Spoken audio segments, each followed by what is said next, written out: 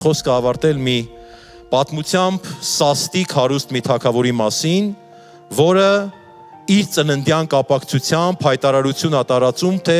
կարող են մասնակցել բոլոր ցանկացողները։ Դուք գիտեք, որ բոլորը չեն, որ կարող են թագավորների ծնունդներին ներկա գտնվել։ Եվ թագավորը ասում է, ամեն մեկը, որ կամենում է ներկա լինել իմ ծնունդին, կարող է ներկա լինել, բայց ես մեկ պայման ունեմ։ Պետք է ինձ նվիրեն ոսկյա անոթներ։ Դրանք կարող են լինել սափորներ, ամաններ, ինչ չափի ուզում են կարող են լինել, ամենափոքր չափից, ամենամեծ չափին, բայց պարտադիր պիտի ոսկյա լինեն։ Ոմանք, երբ իմանում են պարտադիր պահանջի մասին, թե ինչպիսի նվեր պիտի բերեն թագավորին, մի անգամից այսպես տրտմությամբ սկսում են ասել, երևի քիչ հարուստ է, հա։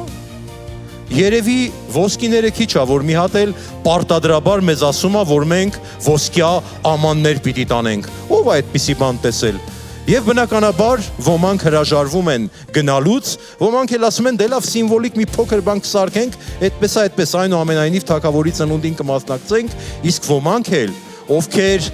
սիրում են իրենց թագավորին եւ ցանկանում էին իր սրտի համեմատ նվեր անել, շատ են ուրախանում, որովհետև ասում են, ինչ հրաշալի է, որ մի անգամից գիտենք, թե ինչ է կամենում մեր Տեր թագավորը, եւ դա էլ կնվիրենք։ Եվ գալիս է ծնունդի օրը, եւ թագավորը դուրս է գալիս, տեսնում է մարդկանց, ովքեր իրենց ձեռքին պահում են այդ ընծաները,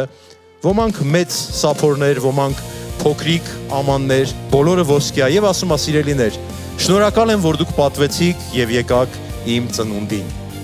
Գիտեք, ես սաստիկ հարուստ եմ եւ որևէ բանի կարիք չունեմ։ Եվ ես մի որոշում ունեի, որ իմ ծննդյան օրը ես ցանկանում էի